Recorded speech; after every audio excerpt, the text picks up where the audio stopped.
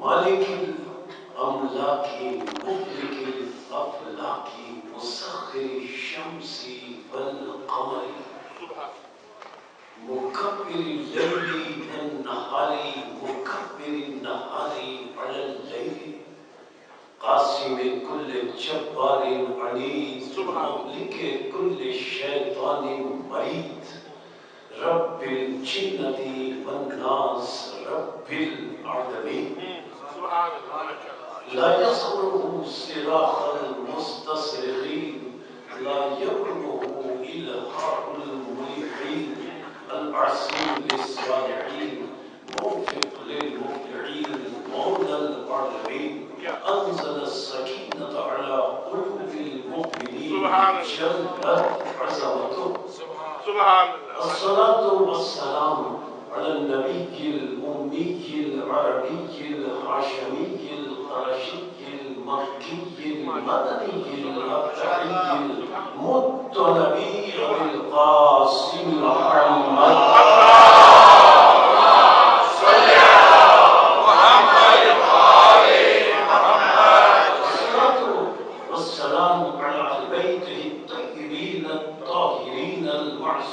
المظلومين المنتجبين المنتخبين المطهرين الذين أذهب الله عنهم الرجس وطهرهم تطهيرا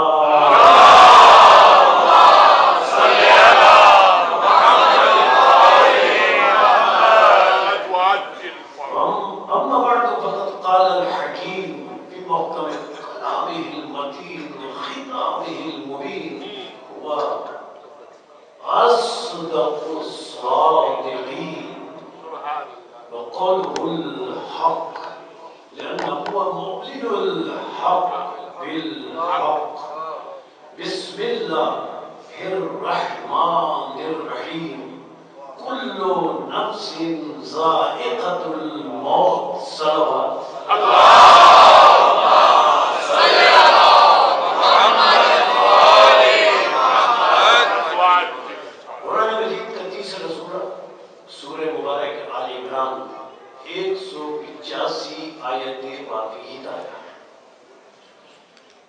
آیت کا آغاز لفظ کل سے کلو اگر کسی عربی جملے کا یہ آیت کا آغاز لفظ کل سے ہو تو اس کا مطلب یہ ہوتا ہے کہ اس لفظ کل کے بعد جو عربی عبارت آ رہی ہے یہ جو آیت آ رہی ہے اس عبارت کہ شروع میں کل کے ہونے کی وجہ سے اس کل کے بعد جو عبارت ہے وہ ایک کلیہ ہوگا وہ ایک اصول ہوگا لفظ کل جو بھی شروع میں آ گیا تو ایک کلیہ ہے جو اس کل کے بعد بات بیان کی جا رہی ہے وہ ایک کلیہ ہے اور کلیہ کا مطلب یہ ہے کلیہ کہتے ہی اسے ہے کہ جس سے اس کا کوئی جز مستثنا اور الگ نہ ہو یعنی اس کل کے بعد جو بات ہے اس سے کوئی مستثنا نہیں ہے کوئی الگ نہیں ہے سبحان اللہ سبحان اللہ. اچھا اب اس لفظ کل کی اضافت ہے نفس کی طرف یعنی اللہ نے یہ بتایا کہ یہ جو میں نے لفظ کل استعمال کیا یہ جو میں کلیہ بیان کر رہا ہوں یہ کائنات کی کسی بھی شے کے لیے نہیں ہے صرف ایک شے کے لیے ہے جسے نفس کہتے ہیں کلو نفس یہ کلیہ ہے ہر نفس کے لیے ہر اس کے لیے جس پر نفس کا اطلاق ہو جس پر نفس کا اطلاق ہو وہ اس کلیے سے مستثنی نہیں ہو سکتا. اب کلیہ کیا ہے؟ وہ کلیہ 2 لفظوں میں بیان کر دیا. کلیہ ہر نفس کے لیے ہے 2 لفظ. کیا کلیہ ہے؟ ذائقہ اور موت. کیا کہتے سبحان اللہ سبحان اللہ. بہت خوب. 2 لفظ ہیں جو کلیہ ہے، ذائقہ اور موت. نہ صرف ذائقہ رکھا، نہ صرف موت رکھا، کیا ذائقہ بھی رکھا، موت بھی رکھا. اگر اللہ صرف موت رکھ دیتا اور ذائقہ نہ رکھتا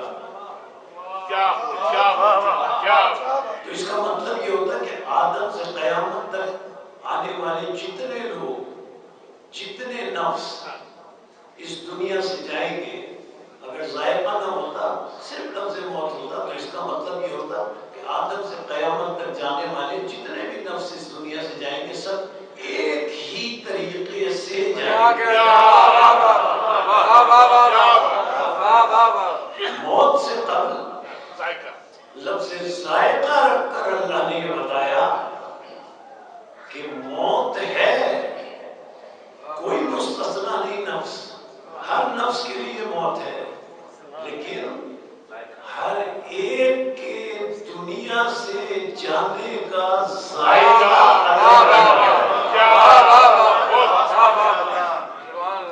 اور ذائقے کی 2 صورتیں ہوتی ہیں بنیادی طور پر. ایک تو ذائقہ ہوتا ہے شیریں اور میٹھا، اور ایک ذائقہ ہوتا ہے تلخ اور کڑوا. اب نص سے معصوم کے تحت بات کر رہا ہوں کہ معصوم نے فرمایا کہ موت کا ذائقہ بہت زیادہ شیریں اور میٹھا ہے مومن اور متقی کے لیے.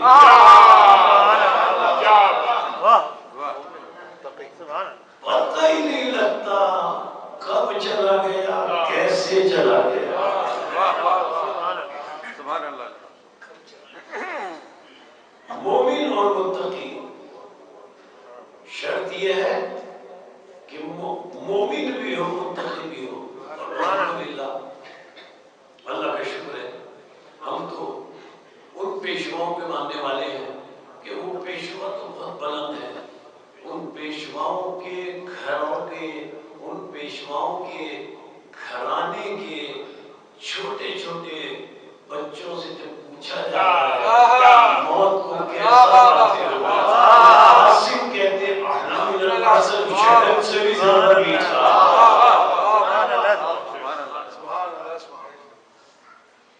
نص معصوم کیا ہے؟ موت شیریں ہے، میٹھی ہے، مومن کے لیے اور متقی کے لیے. معصوم نے یہ نہیں فرمایا صرف مومن کے لیے، معصوم نے صرف یہ نہیں فرمایا کہ متقی کے لیے، مومن کے لیے اور متقی کے لیے. مومن کا مطلب کیا ہے؟ مومن کا مطلب صرف یہ نہیں ہے کہ زبان سے کہہ دیا لا الہ الا اللہ محمد رسول اللہ علی ولی اللہ. اس کا نام ایمان نہیں ہے، صرف زبان سے کہہ دینا ہے. مولانا وقار صاحب میرے بھائی بیٹھے، اصطلاحی اسلام میں مومن کی پہلی تعریف یہ ہے اقرار باللسان، زبان سے کلمے کا اقرار کرنا، تصدیق بالجنان، دل سے جو زبان سے اقرار کیا ہے دل سے اس کی تصدیق کرنا،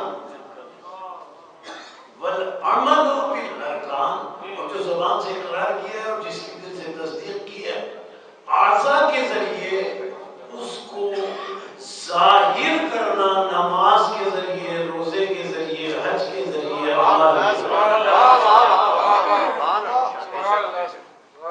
ایمان. اچھا، یہ ایمان اصطلاح اسلام ہے. اسلام اور قرآن ایک بات ہے، لیکن قرآن کی اصطلاح میں ذرا سے لفظ بدلے. سورہ الحجرات، قرآن مجید کو 49 سورہ، اللہ نے فرمایا قالت الاعراب آمنا. عرب کے کچھ لوگ آئے، ذرا قرآن کی اصطلاح میں ایمان کے معنی دیکھیں. عرب کے کچھ لوگ آئے، آ کر رسول سے کہا آمنا، ایمان لائے. جیسے ہی انہوں نے ایمان کا دعویٰ کیا جبریل امین آ گئے اور جبریل امین نے اللہ کا پیغام پہنچایا. قل اے رسول ان سے کہہ دو لم تؤمنوا ابھی تم ایمان نہیں لائے ہو.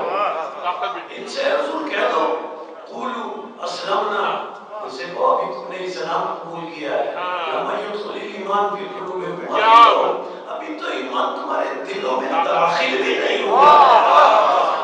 معلوم ہے ایمان کا تعلق ہوتا ہے دل سے. اب ایک جملہ کہہ دوں جس کے دل میں کل ایمان کی محبت ہو اسے صاحب ایمان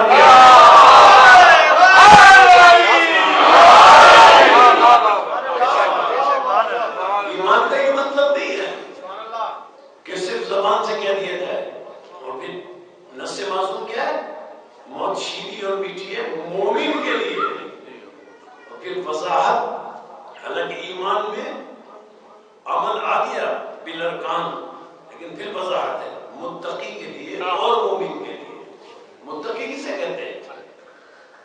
ایک تو ایمان ہو اللہ پر رسول پر معصومین علیہ السلام پر سابق انبیاء پر آخرت پر جن جن باتوں پر ایمان لانے کا اللہ نے حکم دیا ہے غیب پر سب پر ایمان ضروری ہے. لیکن صرف صاحب ایمان ہو تو آخرت میں نجات نہیں ہے فلاح نہیں ہے. صرف ایمان لے آئے نہیں. وضاحت کی ایمان میں متقی بھی ہونا چاہیے. متقی کا مطلب کیا ہے؟ متقی کا آسان لفظوں میں عرض کروں متقی کسے کہتے ہیں؟ متقی اسے کہتے ہیں جو فرائض کی ادائیگی کرتا ہو. نماز روزہ حج زکات جتنے بھی فروعات دین ہیں ان کی ادائیگی کرتا ہو بر وقت نماز پڑھتا ہو. قضا نماز نہیں ہوتی. اس لیے کہ اللہ نے فرمایا ان الصلاۃ کانت علی المؤمنین کتابا موقوتا. اللہ نے نماز کی تعریف یہ کی ہے کہ نماز مومنین پر فرض ہے وقت کے مطابق. جو وقت پر نہ ہو نمازی نہیں ہے. کانت علی المؤمنین کتابا موقوتا. متقی کی تعریف کیا ہے؟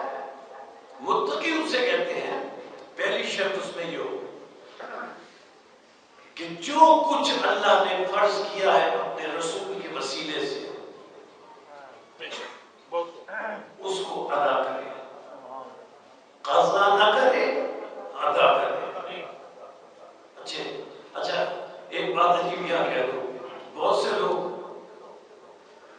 بچوں اور نوجوانوں کے لیے کہہ رہا ہوں یہ جب قضا اور ادا کی بات آتی ہے نا تو بہت سے لوگ مقابلہ کرنے لگتے ہیں امام حسین علیہ السلام کا ان کی عزاداری کا اور نماز کا. کرتے نہیں کرتے یہاں تک جملے کہتے تھے کہ مجلس کی قضا نہیں ہے نماز کی تو قضا ہے. جملے ہیں نا تو بچوں اور نوجوانوں کو سمجھانے کے لیے عرض کر رہا ہوں کہ دیکھیے پہلی بات تو یہ ہے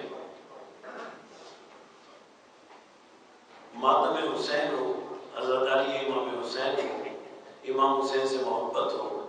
پہلی بات تو یہ ہے کہ آپ نماز کا مقابلہ کر رہے ہیں عزاداری سے یا امام حسین سے تو ان دونوں میں بنیادی فرق کو تو آپ پہلے خود ہی جانتے ہیں کہ امام حسین اور عزاداری اصول دین میں ہے. امامت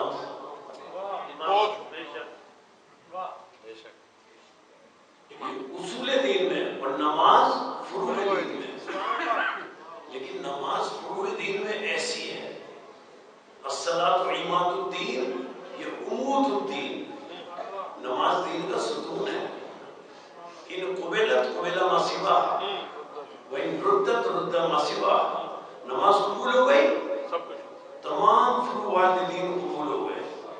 فروعات دین میں نے کہا ہے، اصول دین کی بات نہیں کی. اس لیے کہ عزاداری فروع دین میں نہیں ہے، اصول دین میں ہے. عزاداری عمل نہیں ہے، اجر ہے. جو بات جو جملہ میں کہنا چاہتا تھا تو کہہ کر آگے بڑھ جاؤں. یہ مقابلہ نہ کیا کریں. امام حسین علیہ السلام کا امامت کا، عزاداری کا، کہ نماز کی تو قضا ہے، عزاداری کی اور مجلس کی تو قضا کوئی نہیں. یہ مقابلہ نہ کیا کریں. یہ دونوں مختلف ہیں. جو مختلف ہو، توجہ کیجیے گا جملوں پر، اور بچے اور جوان میرے اس جملے کو محفوظ رکھیں اپنے ذہن میں. جو مختلف ہو اس کا مقابلہ کیسا؟ ایک ہے اصول دین میں، ایک ہے فروع دین میں. اگر اب تک بات واضح نہیں ہوئی تو ذرا بچوں کو سمجھانے کے لیے چھوٹی سی مثال دے کر بات واضح کر دوں. یہ دونوں ہیں مختلف. مختلف کا مقابلہ نہیں ہوتا. کیوں؟ اب مجھے دینی پڑے گی یہ بالکل عجیب سی مثال. ایک گاڑی اسلام آباد سے لاہور جا رہی ہے. یہ دونوں، ایک ہے اصول دین، ایک ہے فروع دین. ایک گاڑی اسلام آباد سے لاہور جا رہی ہے اور ایک گاڑی لاہور سے اسلام آباد آ رہی ہے. کیا بات ہے، واہ واہ، بہت خوب. اس دونوں کا ذرا مقابلہ کریں کون سی گاڑی آ گئی ہے.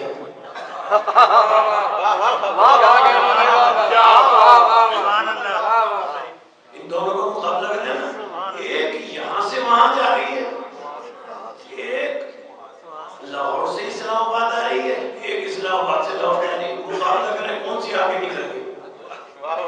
بہت خوب. اب عرض کروں جملہ.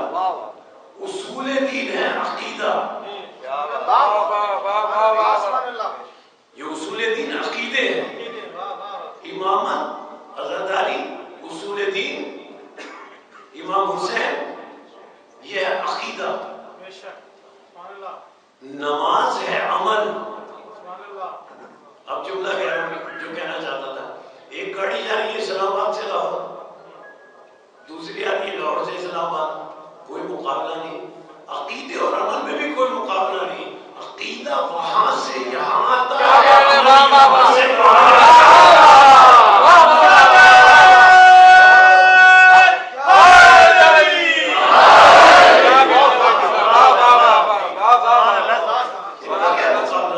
اور اگر پھر دیکھنا بھی اگر آپ چاہتے ہیں، اگر آپ کچھ دیکھنا بھی چاہتے ہیں تو پھر دیکھ لیجیے. رسول سجدے میں، کیا بات. عالمین کا افضل ترین انسان، خاتم النبیین، فروع دین کی افضل ترین عبادت نماز میں، اور نماز کے افضل ترین رکن سجدے میں، اور اس سجدے میں خاتم النبیین کی پشت پر امام حسین آ کر سوار ہو گئے. ایک دفعہ کا سبحان ربی الاعلیٰ، دو دفعہ کا، تین دفعہ کا، روایتوں میں 70 مرتبہ کا، بعض میں 72 مرتبہ کا. کہتے گئے. اچھا کہتے جا رہے. اب جملہ سنیں گے. 3 مرتبہ کے بعد جب سبحان اللہ، رسول سبحان اللہ ہے، جب کہتے رہے ربی الاعلیٰ و بحمدہ، 4تھی مرتبہ کہنے کے بعد رسول نے سوچا ہوگا حسین اترے پشت سے یا نہیں اترے. امام حسین کے بارے میں سوچا ہوگا. 5ویں دفعہ پھر کہا حسین اترے نہیں اترے.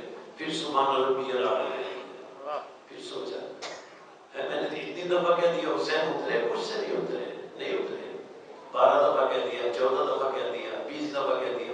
ہر مرتبہ سوچا رسول نے کیا بات. حسین پشت پر ہے، یہ اتر گئے نہیں اترے. اچھا نہیں اترے. رسول کی نماز میں رسول کو امام حسین کا خیال آ جائے تو نماز رسول کی باطل نہیں ہوتی.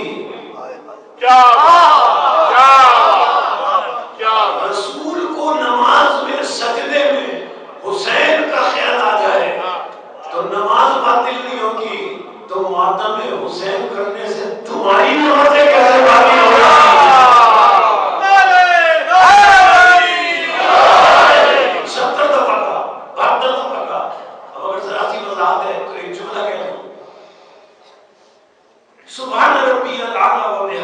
سبحان ربی الاعلیٰ میں ہم نے کہتے گئے امام حسین کچھ سے نہیں اترے. جب نہیں اترے جبریل آ گئے.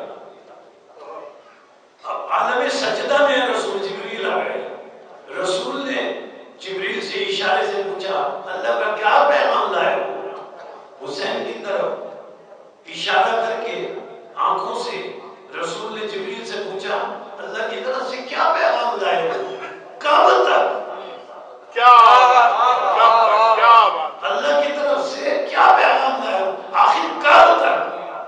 کب تک سبحان ربی الاعلیٰ کہتا رہوں؟ جب تک. رسول نے پوچھا کب تک؟ جبریل نے حسین کی طرف اشارہ کر کے کہا جب تک. کیا بات سبحان اللہ کیا بات. عزیزان محترم ایک عقیدہ ہے ایک عمل ہے. گفتگو کا موضوع یہ ہے ہر نفس کے لیے موت ہے لیکن مومن اور متقی کے لیے. اگر صرف وہ مومن ہے آخرت میں نجات نہیں ہے. آیت پڑھ کے دلیل دے رہا ہوں. اور صرف اگر اعمال صالحہ کرتا ہے تو اس کے وہ اعمال صالحہ قبول نہیں ہے. یہ بھی قرآن کی بات ہے. اعمال صالحہ قبول نہیں ہے جب تک عقیدہ درست نہ ہو. عقیدہ کسے کہتے ہیں؟ چھوٹی سی مثال دے رہا ہوں. ہماری کتنی عبادتیں 50 60 70 سال کی ہزاروں سال کی عبادتیں تھیں ابلیس کی. اللہ کو سجدہ کرنے کو اس نے منع نہیں کیا. اس نے کیا کہا یا اللہ تو نے جسے خلیفہ بنایا تو نے یا اللہ جسے خلیفہ بنایا اسے میں خلیفہ نہیں مانگتا. اللہ نے کہا تیرے ہزاروں لاکھوں سال کے اعمال ضائع ہو گئے اگر تو نے اسے نہیں مانا جسے میں نے خلیفہ بنایا. اگر کوئی رسول کے بعد اسے خلیفہ نہ مانے جسے اللہ نے خلیفہ بنایا پڑھتا رہے نمازیں.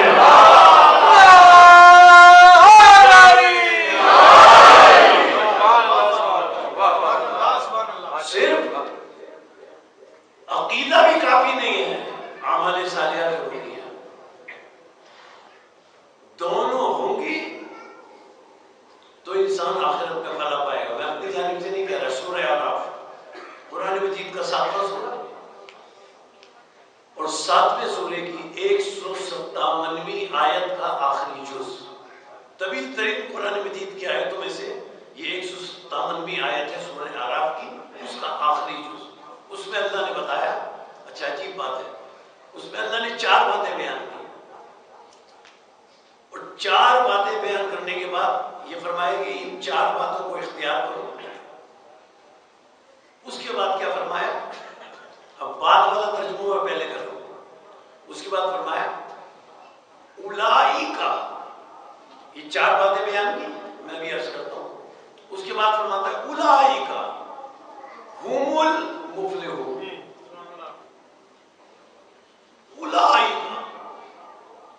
اولئک کے معنی کیا؟ یہی لوگ. یہی ہے معنی. اچھا اگر اللہ فرماتا اولئک المفلحون کافی تھا.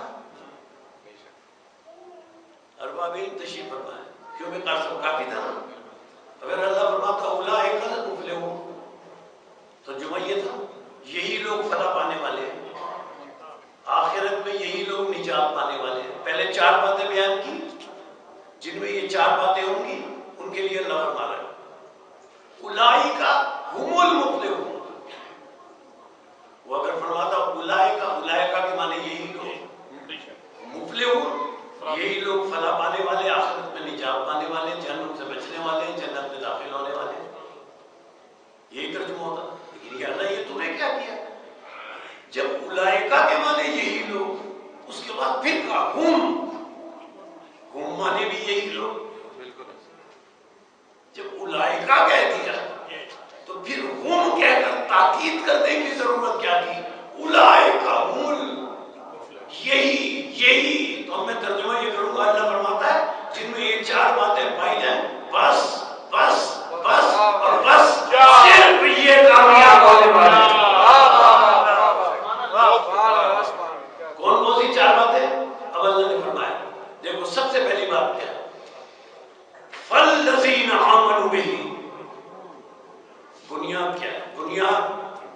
شیعت کی بھی بنیاد یہی ہے. اللہ فرماتا ہے سب سے پہلی بات یہ ہے جو تمہیں ہونی چاہیے، آمنو بہی، میرے رسول پر ایمان لاؤ. کیا بات، بہی کا لفظ ذہن میں رکھیے گا. آمنو بہی، میرے رسول پر ایمان لاؤ. بہی کا مطلب پر ایمان لاؤ، رسول پر ایمان لاؤ. ایمان میں نے بھی عرض کیا کہ اللہ نے فرما دیا کہ رسول سے کہتا ہو کہ تم ایمان نہیں لائے ہو، ابھی تو ایمان تمہارے دلوں میں داخل بھی نہیں ہوا ہے. کیا مطلب ہوا؟ پہلا حکم اللہ یہ دے رہا ہے. اور دیکھیے ہم اپنے مسئلے کے تشیع کا عقیدہ بتا رہے ہیں تاکہ کوئی غلط فہمی میں مبتلا نہ رہے. ہمارا مسئلے کے تشیع کا عقیدہ یہ ہے، بنیادی عقیدہ ہے ہمارا یہ ہے کہ اللہ کے بعد عالمین کی افضل ترین ذات کا نام خاتم النبیین ہے.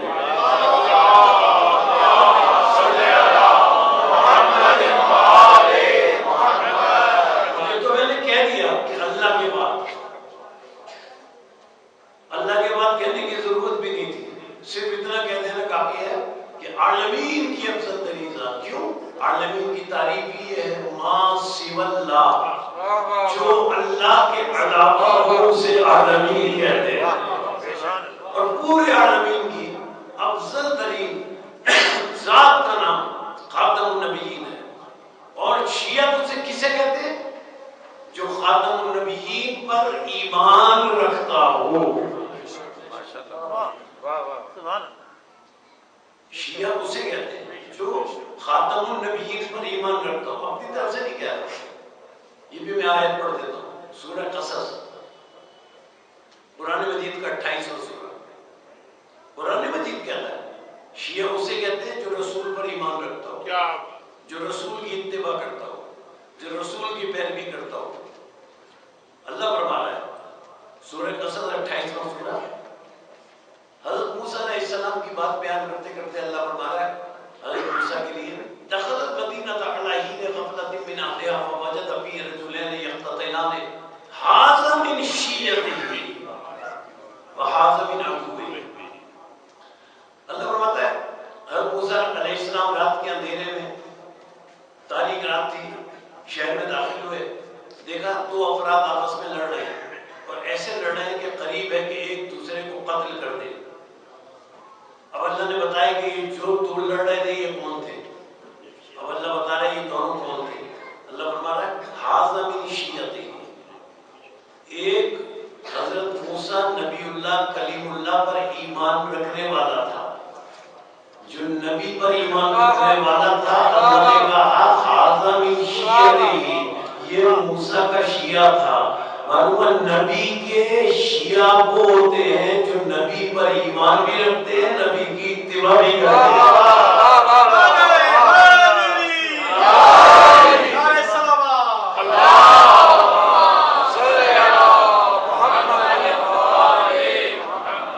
جب میں نے فرمایا یہ دو لڑنے تھے کون تھے، ذرا بات مکمل کر لو. ھذا من شیعتہ، ایک حضرت موسیٰ کا شیعہ تھا، وھذا من عدوہ، دوسرا دشمن تھا. قرآن نے بتایا نا نبی پر ایمان رکھنے والے کو شیعہ کہتے ہیں. اس دور میں حضرت موسیٰ نبی تھے، ان پر جو ایمان رکھتا تھا اسے اللہ نے کہا شیعہ ہے. ہم نے اپنے مسلک کا نام شیعہ، اپنے شیعہ مسلک کا نام ہم نے قرآن میں دکھا دیا. آپ بھی دکھا دیں، آپ بھی دکھا دیں. وہ اس زمانے میں حضرت نبی تھے حضرت موسیٰ علیہ السلام. اچھا جب لڑ رہے تھے، ایک جملہ کہہ دیا، آگے آیت پڑھی، دونوں لڑ رہے تھے. اب یہ جو موسیٰ علیہ السلام پر ایمان رکھنے والا تھا، اس نے جب اپنے نبی کو آتے ہوئے دیکھا، کلیم اللہ کو آتے ہوئے دیکھا، تو مخاطب ہوا یا نبی اللہ مدد کرے. کیا بات، آیت میں فاستغاثہ الذی، سبحان اللہ، کیا بات، فاستغاثہ الذی من شیعتہ، جو موسیٰ پر ایمان رکھنے والا شیعہ تھا، اس نے حضرت موسیٰ کو یا موسیٰ نبی اللہ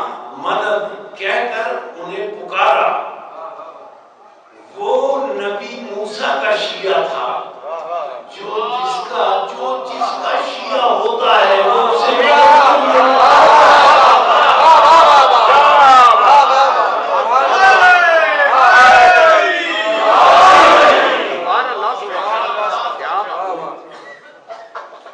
اچھا ایمان کس پر رکھنا ہے؟ جو نبی پر.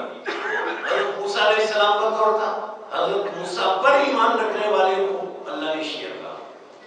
خاتم النبیین پر ایمان رکھنے والے کو قرآن تو ایک اصول بتاتا ہے نا، قرآن نے ایک اصول بتا دیا کہ جو نبی پر ایمان رکھے وہ شیعہ کہلاتا ہے.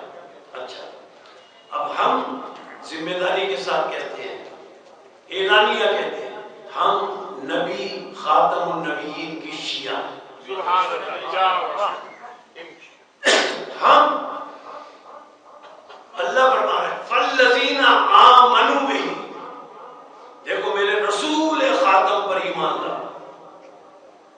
اب میں بتاؤں ایمان کا مطلب کیا ہے. ایک میں نے اصطلاح اسلام میں بتا دیا ایمان کسے کہتے ہیں، قرآن کی اصطلاح میں بتا دیا. اب شریعت کی اصطلاح میں بتاؤں کہ ایمان کسے کہتے ہیں. اسلام کی اصطلاح میں ایمان عرض کر دیا، قرآن کی اصطلاح میں عرض کر دیا. ذرا سا فرق ہے. بات ایک ہے، جو بات قرآن نے کہی وہ اسلام نے کہی، جو اسلام نے کہی وہ شریعت نے کہی، لیکن ذرا لفظ بدل کر بات عرض کر رہا ہوں. اللہ کیا فرما رہا ہے؟ فالذین آمنوا بہ، دیکھو میرے رسول پر ایمان لاؤ. ایمان لانے کا مطلب کیا ہے؟ ایمان کسی کہتے ہیں شریعت پہ. عزیزان محترم شریعت میں ایمان کسے کہتے ہیں؟ شریعت میں ایمان لانے کا مطلب یہ ہے کہ جس پر ایمان لایا جائے وہ اگر کوئی حکم دے تو اس سے اس کے اس حکم پر دلیل نہ مانگی جائے.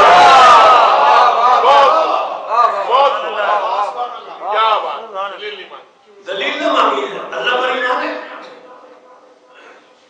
ہمارا اللہ پر ایمان ہے. رسول نے بتایا اللہ ہے.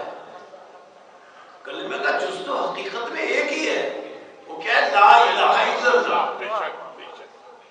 حقیقت میں کلمہ حقیقی ہے. ہم لا الہ الا اللہ کے بعد محمد رسول اللہ کیوں کہتے ہیں؟ لا الہ الا اللہ کے بعد محمد رسول اللہ اس لیے کہتے ہیں کہ یہ محمد الرسول اللہ وہ ہے جس نے لا الہ الا اللہ کا تعارف کرایا. اور محمد الرسول اللہ کے بعد علی ولی اللہ اس لیے کہتے ہیں یہ وہ علی ولی اللہ ہے جس نے بتایا محمد الرسول اللہ کہتے کسے ہیں. اس لیے کلمے کے 3 جز ہوئے.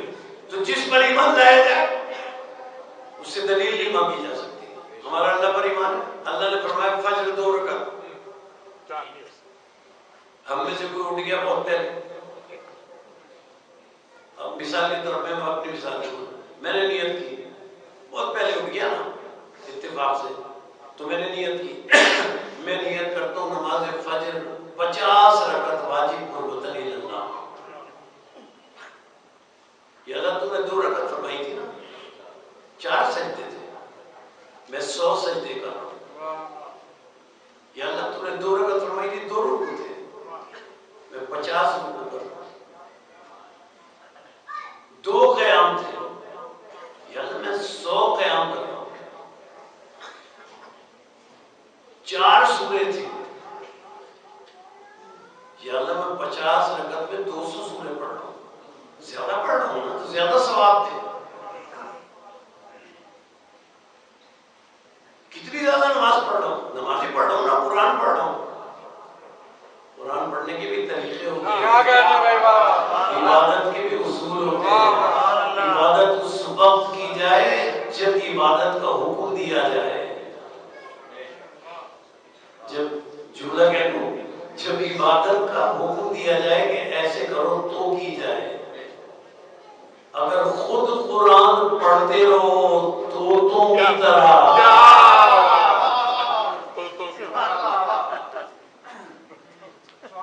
اللہ کے حکم کے مطابق پڑھو. اب مجھ سے اللہ فرمائے گا تو نے 50 رکعت پڑھی، بڑی زیادہ پڑھی، لیکن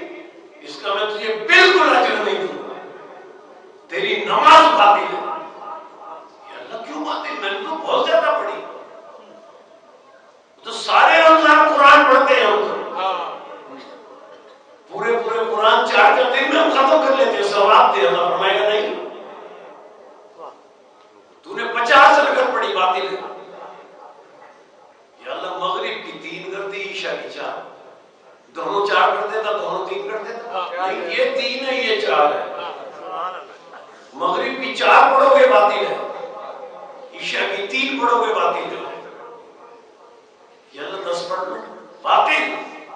یا اللہ کیوں باطل؟ اب اللہ نے فرمایا کیوں باطل. اللہ فرماتا ہے میں زیادہ عبادتیں کر رہا ہوں. اللہ فرماتا ہے باطل ہے. کیوں باطل ہے یا اللہ؟ تو اللہ فرماتا ہے سنو تم نے کیا سمجھ رکھا ہے عبادت کو؟ اللہ فرماتا ہے عبادت ما اريد لا عبادت ما تريد. عبادت وہ نہیں ہے جو تم چاہو، عبادت وہ ہے جو میں چاہوں. کیا مطلب ہوا اللہ اس فرمان کا؟ کیا مطلب ہوا؟ عبادت وہ ہے جو میں چاہوں. اللہ فرما رہا ہے پھر دوہرا رہا ہوں جملہ، عبادت وہ ہے جو میں چاہوں. کیا مطلب ہوا؟ مطلب یہ ہوا عبادتوں میں اے لوگوں اپنی عقل کو دخل مت دو.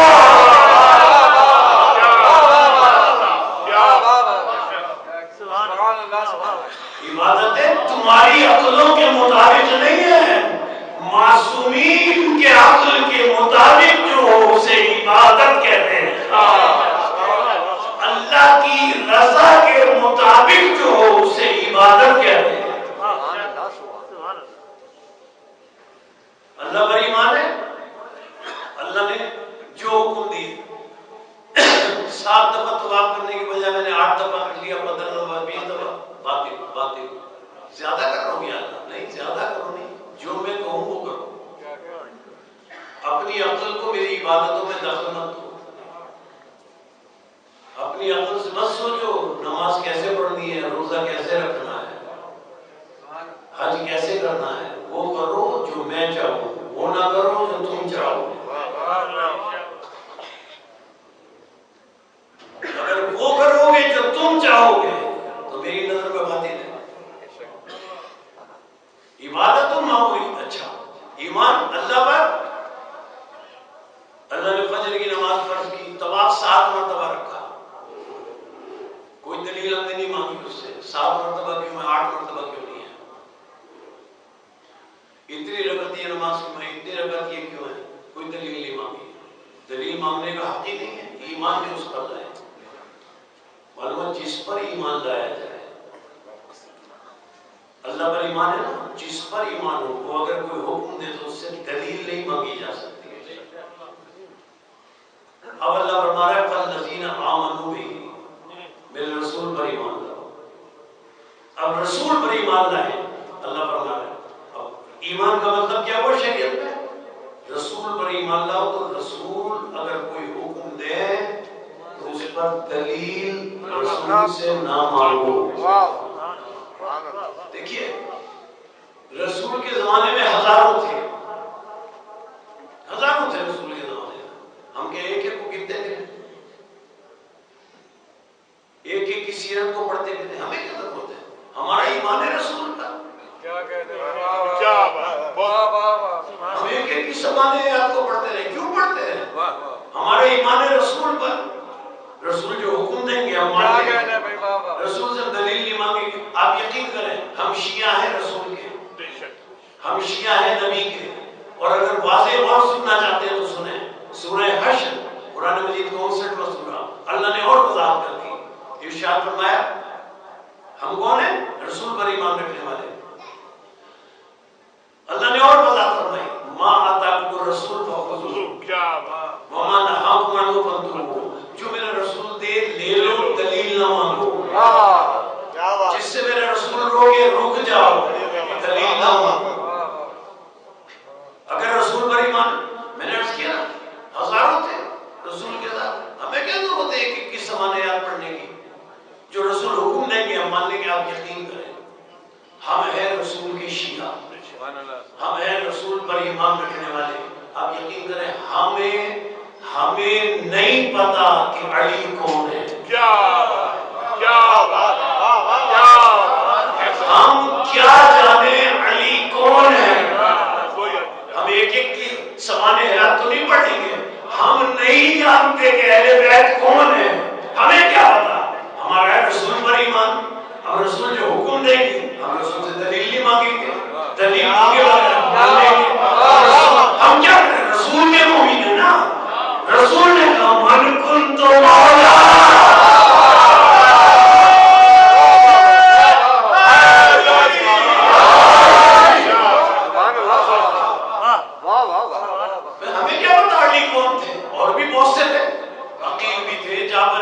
طالب بھی تھے اور ان کے بھائی بھی تھے اور بہت سے تھے. ہمیں کیا ضرورت ہے کہ کو تلاش کریں؟ ہمارا اللہ پر ہمارا رسول پر ایمان، ہمارا رسول پر ایمان، ہمیں رسول کی امید، ہمیں رسول کے شیعہ. ماشاءاللہ اب رسول حکم دیں گے دلیل نہیں مانگیں گے. کیا بات، بہت کیا بات. ماں تاکم رسول، جو رسول دے لے رسول نے کہا من کن تو مولا، ہم نے علی کو مولا مان لیا. اب اللہ فرماتا ہے جس سے میرا رسول روکے، مانا حاکم انہو فانتہو، جس سے میرا رسول روکے رک جاؤ. اچھا جس سے رسول روکے رک جاؤ، کیسے روکے؟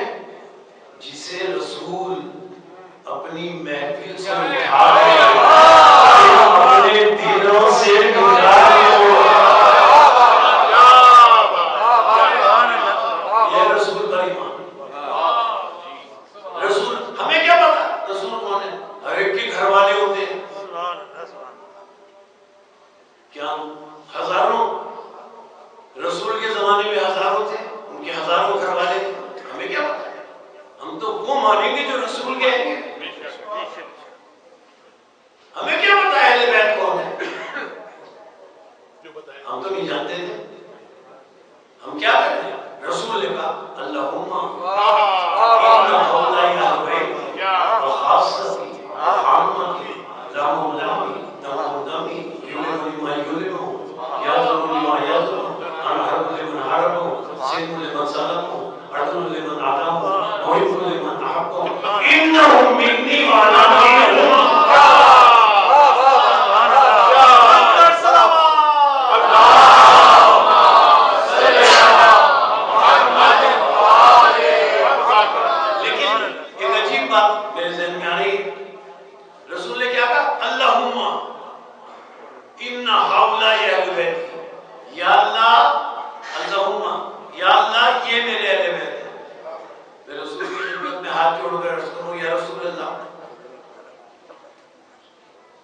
اللہ نے تو انہیں اہل بیت کو خلق کیا. اللہ تو علم کا خالق ہے. وہ اللہ جو علم کا خالق ہے، اس سے آپ کہہ رہے ہیں یہ میرے اہل بیت. اس سے کہہ رہے ہیں یہ میرے اہل بیت ہے. یا رسول اللہ آپ اللہ سے کہہ رہے ہیں اللہ. آپ اگر یہ فرماتے تھے اللہم کہنے کے بجائے یا ایھا الناس،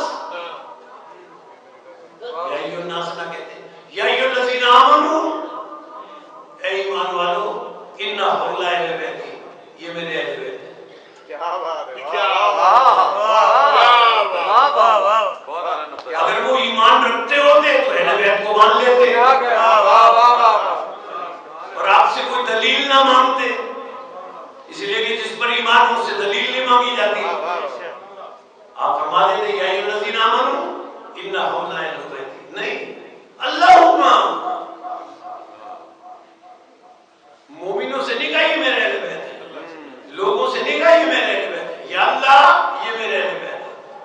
یا رسول اللہ اللہ تو علم کا خالق ہے، اسے تو پتا ہے یہ آپ کے اہل بیت ہے، اس سے کیوں کہہ رہے ہیں آپ؟ رسول فرمائے کہ بس مجھے یہ بات یاد آ گئی کہ جب حضرت نوح نے اللہ کی بارگاہ میں کہا تھا ان ابنی من اہلی، یا اللہ یہ میرا بیٹا ہے میرے اہل بیت سے، تو اللہ نے قرآن میں حضرت نوح کو جواب دیا تھا انہ لیس من اہلی، اے نوح یہ تیرا بیٹا ہے، تیرے اہل بیت سے نہیں ہے.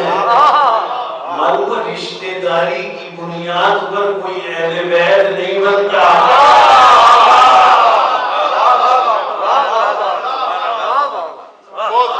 رسول کی نظر میں حضرت نوح علیہ السلام کا واقعہ تھا.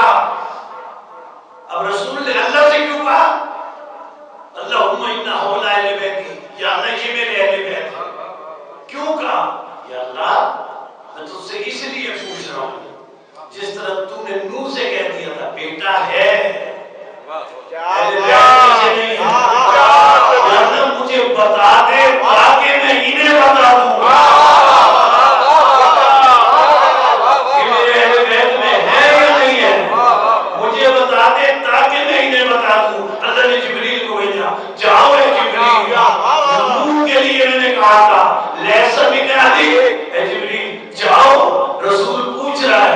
مجھے بتا دیں تاکہ انہیں بتا دوں. جبریل چادر کہہ دو انما یرید اللہ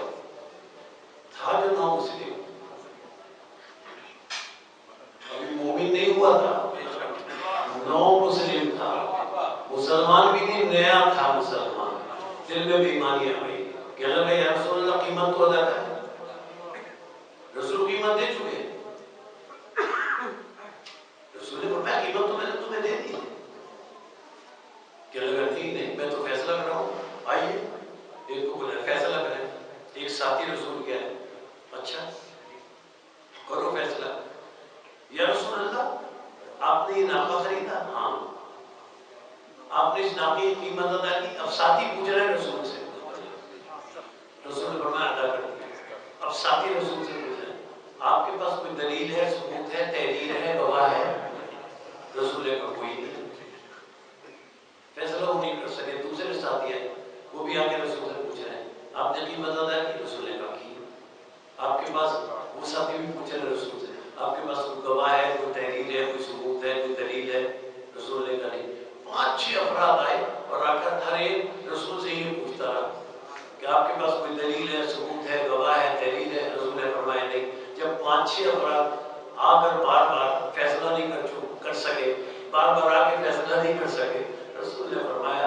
تمہارے بس کی بات نہیں ہے فیصلہ کرنا. فیصلہ کرنا ہے تو علی کو بلاؤ. فیصلہ کرنے علی کو بلاؤ. اب حضرت علی آئے. اب سنیں, حضرت علی نے رسول سے پوچھا آپ نے ناقہ خریدا؟ ہاں علی میں نے خریدا. یا رسول اللہ آپ نے اس کی قیمت ادا کی؟ ہاں ادا کی. اب علی نے رسول سے نہیں پوچھا تحریر ہے, گواہ ہے, ثبوت ہے. کیا بات ہے, کیا بات. اب علی نے رسول سے دلیل, گواہ, ثبوت, تحریر کچھ نہیں پوچھا. رسول نے کہا میں نے قیمت ادا کر دی. اب علی رسول سے دلیل, گواہ, تحریر پوچھنے کے بجائے اس نو مسلم کی طرف متوجہ ہوئے. جو رسول اللہ نے فرمایا ہے تو اس کی تصدیق کرتا ہے یا جھٹلاتا ہے؟ کیا بات. کہنے لگا میں جھٹلاتا ہوں. علی نے نیام سے تلوار نکالی, اسے قتل کر دیا. جیسے قتل کیا رسول کے ساتھی رسول کے پاس آ گئے. یا رسول اللہ اتنے تھوڑے سے پیسوں کے معاملے میں ایک انسان کی علی نے جان لے لی. رسول نے مجھ سے نہیں پوچھا, جاؤ علی سے پوچھو. جب علی کے پاس آئے آپ نے تو تھوڑے سے پیسوں کے معاملے میں ایک انسانی جان لے لی. علی نے کہا سنو, اسلام کا فیصلہ یہ ہے کہ اگر کوئی مشرک, کافر, حالت شرک اور حالت کفر میں رسالت کو جھٹلائے تو اللہ قیامت میں, آخرت میں اسے سزا دے گا. اور اگر کوئی مسلمان ہونے کے باوجود رسالت کو جھٹلائے اس دنیا ہی میں واجب اور کافر ہے.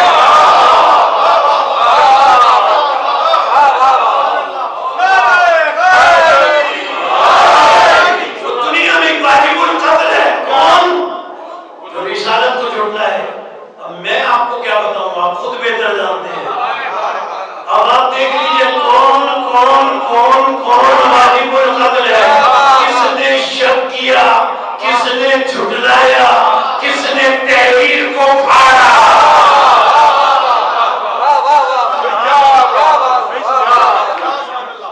میں آپ کو کیا بتاؤں. اچھا اگر نجات چاہتے ہو ہر نفس کو موت کا ذائقہ چکھنا ہے. موت میٹھی ہے, شیریں ہے. کس کے لیے؟ مومن اور متقی کے لیے. ایمان بھی ہو, عمل صالحہ بھی ہو تو موت میٹھی ہے. اور موت تلخ اور کڑوی ہے. کس کے لیے؟ جو مشرک ہو, کافر ہو, منافق, ان کے لیے موت بڑی تلخ ہے, بڑی اذیتناک ہے. کس کے لیے تلخ اور کڑوی ہے؟ مشرک, کافر اور منافق کے لیے. ایک جملے میں عرض کروں, پھر آیت کا ترجمہ کروں. کن کے لیے موت کڑوی ہے؟ مشرک, کافر, منافق. مشرک, کافر, منافق کسے کہتے ہیں؟ ایک جملے میں عرض کروں. ان کے لیے موت تلخ اور کڑوی. مشرک اسے کہتے ہیں جو لا الہ الا اللہ کا منکر ہو. کافر اسے کہتے ہیں جو محمد رسول اللہ کا. منافق اسے کہتے ہیں جو علی کے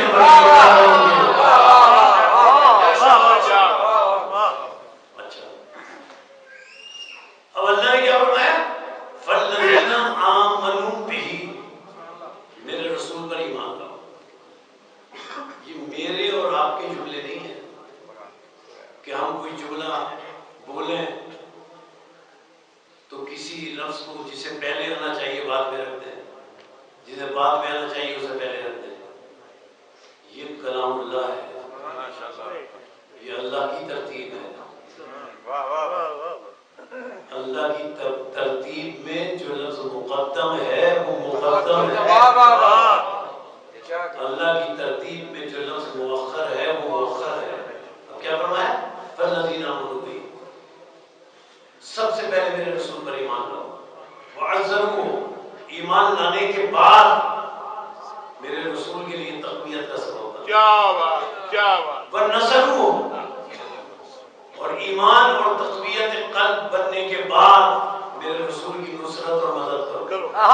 کیا بات ہے, کیا بات. نصرت اور مدد کرو ایمان لانے کے بعد اور تقویت کا سبب بننے کے بعد. صحیح مسلم میں اب تک یہ جملے موجود ہیں. غزوہ بدر میں 313 مجاہدین کو رسول لے کر جا رہے تھے, مقابلے میں ہزاروں تھے نا, تو دو مشرک رسول کے پاس آئے. صحیح مسلم میں جملے موجود ہیں. آ کر کہا, اب رسول تو کہا نہیں, ایمان نہیں لائے تھے. آ کر کہا یا محمد ہم آپ کی صداقت سے, امانت سے, کردار سے, عمل سے اتنے متاثر ہیں, کہ ہم چاہتے ہیں کہ آپ کا ساتھ دیتے ہوئے ان مکے کے مشرک اور کافروں سے لڑیں، آپ کا ساتھ دیں۔ رسول نے ارشاد فرمایا، صحیح مسلم میں جملے، رسول نے فرمایا کیا تم مجھ پر ایمان لے آئے ہو؟ کہتے ہیں ایمان تو نہیں لائے، لیکن ہم آپ سے متاثر ہوتے اس لیے آپ کا ساتھ دیتے ہوئے مکے کے مشرکوں سے لڑنا چاہتے ہیں۔ رسول نے فرمایا واپس چلے جاؤ۔ صحیح مسلم میں جملے میں، تو اس کے بعد ایک جملہ کہوں گا، رسول فرماتے ہیں واپس چلے جاؤ۔ جملہ کیا ہے مسلم میں؟ جملہ یہ ہے جب تک تم مجھ پر ایمان نہیں لاؤ گے میں تمہاری نصرت اور مدد کو قبول نہیں کروں گا۔ مسلمانوں توجہ کرو، جب ایک غزوے میں ایک جنگ میں ایمان لائے بغیر رسول نصرت اور مدد قبول نہیں کرتے ہیں تو ساری زندگی ابو طالب کی مدد کیسے قبول کرتا ہے؟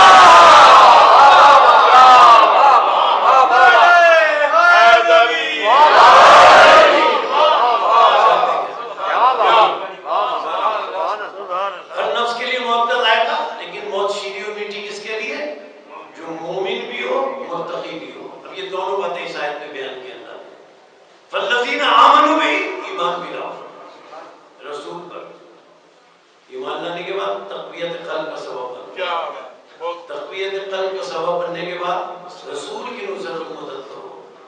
پہلے مدد کرنے کا سوچو بھی نہیں، رسول قبول نہیں کریں گے۔ اچھا اب بھی نجات نہیں ملے گی، اب بھی نہیں ملے گی۔ اب آگے آیت جو ہے اس چیز کے بعد میں نے پڑھا نا اولئک هم المفلحون، اب سنیں، اب اللہ فرماتا ہے فالذین آمنوا بہ وعزروہ ونصروہ، یہ کر لو پھر بھی نجات آخرت میں فلاح نہیں ہے۔ کس کے لیے؟ ایمان لاؤ رسول پر، تقویت کا سبب بنو، رسول کی نصرت و مدد کرو، پھر بھی نجات نہیں ہے۔ نجات کب ہے؟ ایمان لانے کے بعد رسول پر، تقویت کا سبب بننے کے بعد رسول کے لیے، اور رسول کی نصرت و مدد کرنے کے بعد وَاتَّبَعُوا النُّورَ الَّذِي أُنزِلَ مَعَهُ أُولَئِكَ هُمُ الْمُفْلِحُونَ۔ اس نور کی اتباع اور پیروی کرو جو نور میرے رسول پر نہیں، معہو، جو نور میرے رسول کے ساتھ ساتھ نازل ہوا۔ دیکھیں فرق واضح ہوا۔ میں بار بار اصرار کر رہا تھا میں اس بات پر، وہ گفتگو کو نتیجے کی طرف لے جا رہا ہوں، اصرار کر رہا تھا فالذین آمنوا بہ پر، بہ مانے رسول پر ایمان، معہو مانے ساتھ ساتھ، ہم ہیں بہ، یہ معصومین ہیں معہو۔ یقین نہیں آتا؟ آیت پڑھو سورہ تحریم، قرآن مجید کا 66واں سورہ، بہی ہم، یہ معہو، مع مانے ساتھ، ہو کی ضمیر رسول کی طرف لاتے ہیں، رسول کے ساتھ ساتھ، معہو رسول کے ساتھ، سورہ تحریم۔ اب دیکھیں ہم کون ہیں؟ بہی، یہ کون ہے؟ معہو، سورہ تحریم 66واں سورہ۔ ہم معہو کو دیکھیں، اللہ نے فرمایا یوم آخر قیامت میں لا یخزی اللہ الرسول،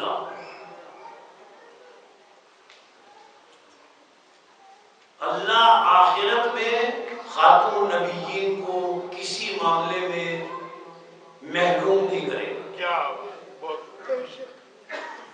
اچھا خاتم النبیین کو محروم نہیں کرے گا، صرف اتنی بات نہیں، اب آیت پھر آگے بڑھی، اور کسی محروم نہیں کرے گا۔ ہم کون ہیں؟ ذہن میں رکھیں، آمنو بہی، ہمیں آمنو بہی، بہی، اور اللہ کسی محروم نہیں کرے گا، والذین،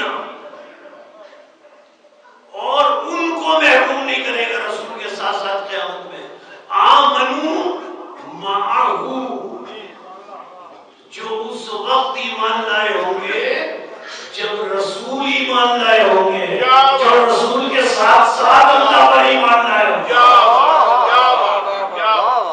آمنو بہی کون ہے؟ وہ ہیں جنہوں نے اثر سے مؤثر کو پہچانا، کہ آسمان سورج چاند ستارے اثر دے کے مؤثر کو پہچانا. رسول کے لیے اللہ فرماتا ہے، رسول کے لیے اللہ فرماتا ہے اور اس نور کے لیے فرماتا ہے معه. جب رسول ایمان لائے تب یہ نور ساتھ ساتھ ایمان لائے. ہم کون ہیں؟ اثر کو دیکھ کر مؤثر کو پہچانا. انہوں نے جب یہ ایمان لائے، ہاں جملہ کہتے ہیں، جب یہ ایمان لائے ہم نے اثر کو دیکھ کر مؤثر کو پہچانا. جب یہ ایمان لائے اس وقت اثر خلقی نہیں ہوا، نہ زمین تھی، نہ آسمان، نہ سورج، نہ چاند، نہ ستارے، کچھ نہ، اثر خلقی نہیں ہوا تھا. تو ہم نے اثر سے مؤثر کو پہچانا. انہوں نے کیسے پہچانا؟ مولا کائنات فرماتے ہیں نا، معروف فرمان آپ کے ذہنوں میں ہوگا. مولا کائنات اپنا چہرہ اقدس آسمان کی طرف بلند کرتے ہوئے عرض کرتے ہیں یا من دل علی ذاتہ بذاتہ وتنزہ عن مجانسۃ مخلوقات. ترجمہ کروں گا، العلی اللہ کی بارگاہ میں عرض کرتے ہیں اے اللہ میں نے تجھے کسی اثر سے نہیں پہچانا، اے اللہ علی نے تجھے تجھ سے پہچانا.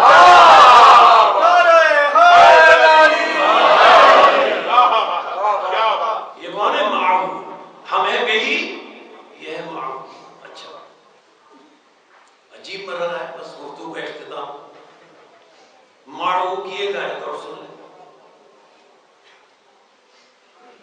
فالذین آمنوا بہ، ہم یہ کون؟ والذین آمنوا معو، یہ رسول کے ساتھ ساتھ ایمان لائے جب اثر ہی نہیں تھا. کیا امام محمد تقی علیہ السلام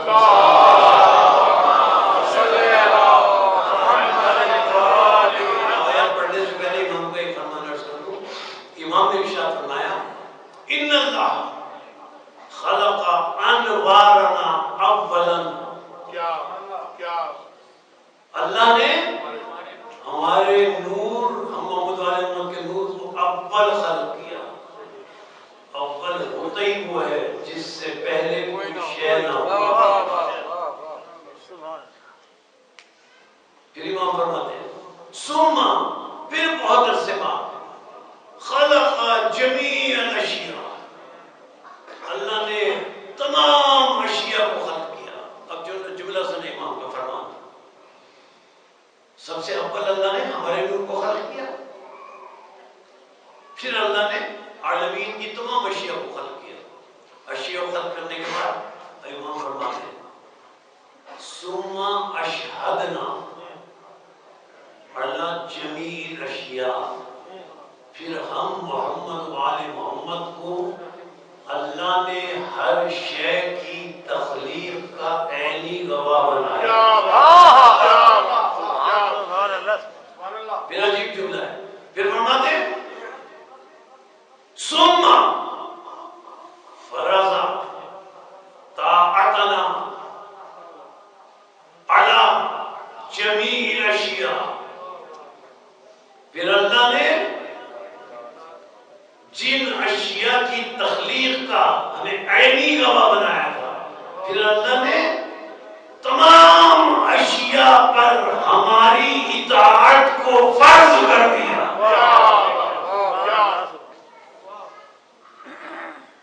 ان کی اطاعت فرض ہے. آپ کہتے ہیں کہ چاند کے دو ٹکڑے رسول نے کیے، رسول کا معجزہ ہے. نہیں، میں تو نہیں کہوں گا، میں کہوں گا معجزہ نہیں ہے، چاند پر رسول کی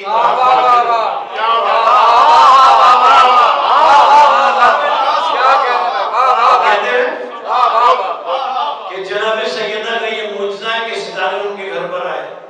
جناب سیدہ کا معجزہ کہوں گا نہیں، ستاروں پر سیدہ کی اطاعت فرض ہے. آپ کہتے ہیں سورج پر جانا علی کا معجزہ ہے، میں کہوں گا نہیں، سورج پر علی کی اطاعت فرض ہے. ذرا اور آگے بڑھ جائیں. ہمارے مسلک کتاب مدینۃ المغاجز، حضرت علی قبر کے ساتھ قبرستان میں گئے. قبرستان میں جا کر حضرت علی نے قبر کے پاس کھڑے ہوئے کعبے کی طرف رخ کیا. 2 رکعت حضرت علی نے کعبے کی طرف رخ کر کے اللہ کی بارگاہ میں نماز ادا کی. نماز ادا کرنے کے بعد جس قبر قبر کے پاس کھڑے تھے، اس قبر سے مخاطب ہو کر کہا قم باذن اللہ، اللہ کی اذن سے زندہ ہو جا. وہ زندہ ہو گیا. اب حضرت علی قبر کے ساتھ باہر آئے. اب حضرت علی کے جملے سنے. حضرت علی کہتے ہیں قبر تمہیں پتہ ہے میں نے 2 رکعت نماز کیوں پڑھی؟ تمہیں پتہ ہے میں نے صرف قم کیوں نہیں کہا، باذن اللہ کیوں کہا؟ قبر میں نے 2 رکعت نماز اس لیے پڑھی اور قم کے ساتھ باذن اللہ اس لیے کہا کہ کہیں قمر تم مجھے اللہ نہ سمجھنے لگو. قمر میں اللہ نہیں ہوں، اللہ وہ ہے جسے علی سجدہ کر رہا تھا. بات کیا تھی؟ اگر علی سے قم کہتے تو بھی وہ زندہ ہو کر باہر آ جاتا. اس لیے کہ زندگی دینے والے فرشتے پر علی کی اطاعت فرض تھی.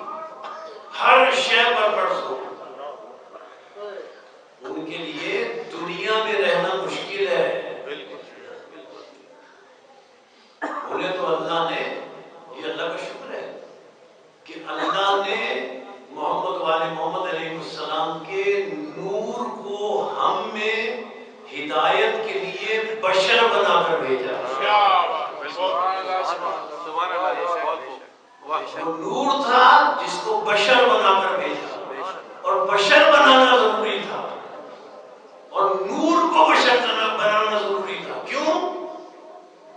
ہدایت کرنے والے کے دو رخ ہونے چاہیے، ایک نور ہو، ایک بشر ہو۔ اگر دو رخ نہ ہو وہ ہدایت نہیں کر سکتا۔ اگر وہ نور نہ ہو تو اللہ سے ہدایت لے کیسے؟ اگر بشر نہ ہو تو بندے کو ہدایت دے کیسے؟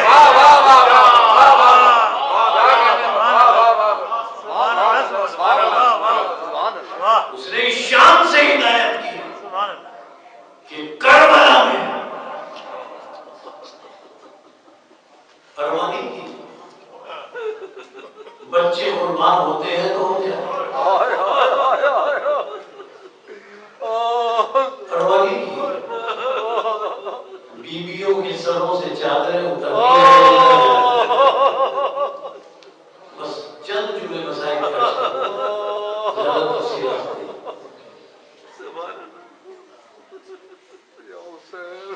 ادھر امام حسین علیہ السلام کا سر اقدس یوم عاشور 9 کے نیزے پہ بلند ہوا، ادھر سر اقدس 9 کے نیزے پہ بلند ہوا، میدان کربلا میں آندھیاں چل رہی ہیں، زمین کربلا کو زلزلہ آ گیا، فرات کا پانی اچھلنے لگا اور آوازیں بلند ہونے لگی ہیں، اللہ قتل الحسین بکربلا، اللہ ذبح الحسین بکربلا۔ اگر ابھی سر اقدس 9 کے نیزے پہ بلند ہوا تھا، آوازیں آئیں، اللہ قتل الحسین بکربلا۔ جناب زینب سلام اللہ علیہا تیزی سے جناب سید سجاد علیہ السلام کے خیمے میں گئی، شان ہلایا، بیٹے غش سے اٹھو، بیٹے غش سے اٹھو۔ پتہ نہیں کس طرح غش سے جناب سید سجاد علیہ السلام کو جناب زینب سلام اللہ علیہ نے اٹھایا۔ جیسے ہی غش سے سید سجاد علیہ السلام اٹھے، جناب زینب سلام اللہ علیہ نے کہا بیٹا سجاد سنو تو صحیح کیسی آواز ہے، بیٹا سجاد کی آواز آ رہی ہے، اللہ قتل الحسین بکربلا، اللہ قتل الحسین بکربلا۔ جناب سید سجاد علیہ السلام نے کہا پھوپھی اماں ذرا خیمے کا پردہ پھوپھی اماں خیمے کا پردہ پڑ رہا ہے، آپ سمجھ گئے نا، آپ سارے مسائل جانتے ہیں، میں تو بس آپ کے آنسوؤں کی نظر کرنے کے لیے دوہرا رہا ہوں، میں تو دوہرا رہا ہوں تاکہ آپ کے آنسوؤں کی نظر کر سکیں۔ کیا کہتے ہیں کیونکہ اماں ذرا خیمے کا پردہ تو ہٹائیں۔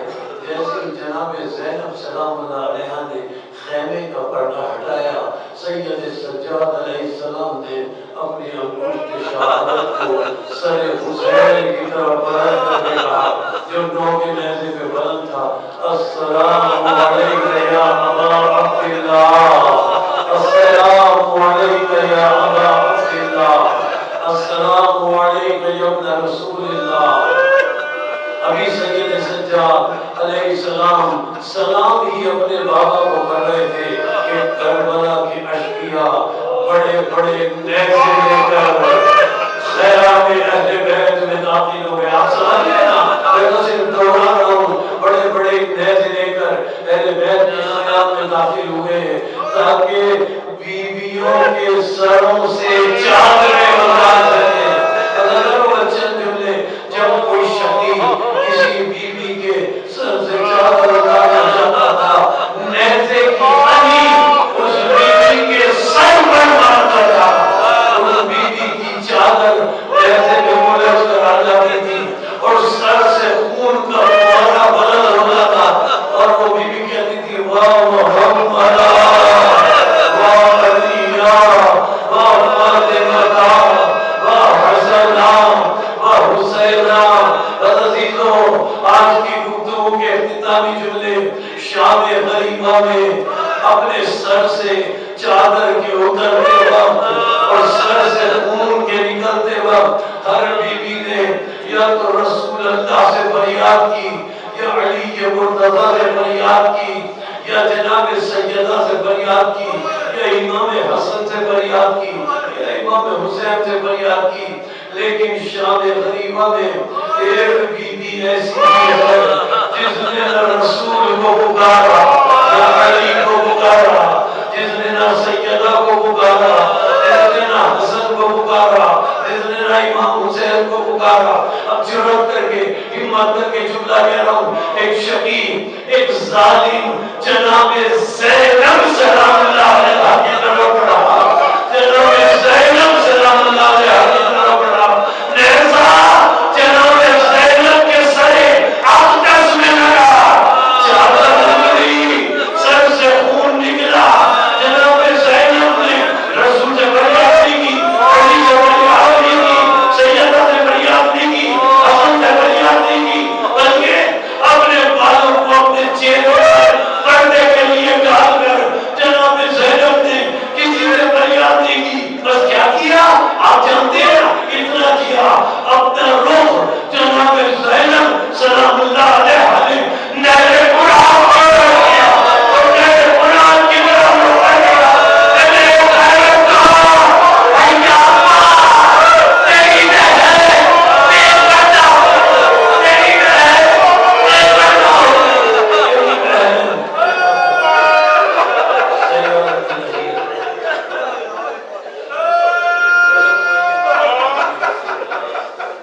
غریب محمد واجد مرحوم سید شفیع الحسن رضوی ابن جابر الحسین انہیں جوالے ابا معصومین علیہ السلام ان کے تمام گناہ سے سغیر و کبائر کو معاف فرمائے، اور جو مومنین حاضرین ہیں اور ان کی عزت ایمانوں کے لیے تمام کو جوالے ابا معصومین علیہ السلام نے جوالے فرمائے، ان مومن المومنات کی اور ہم سب کی مغفرت فرمائے، ہم سب کو جوالے ابا معصومین نے جوالے فرمائے، جو مومن مومنات بیمار ہیں مومنین خصوصاً حاضرین میں بیمار ہیں جو مطالب بیمار ہیں، انہیں شفا کامل و عاجلہ عطا فرمائے۔ مرحوم سید شفیع الحسین ابن سید جابر حسین رضوی قبر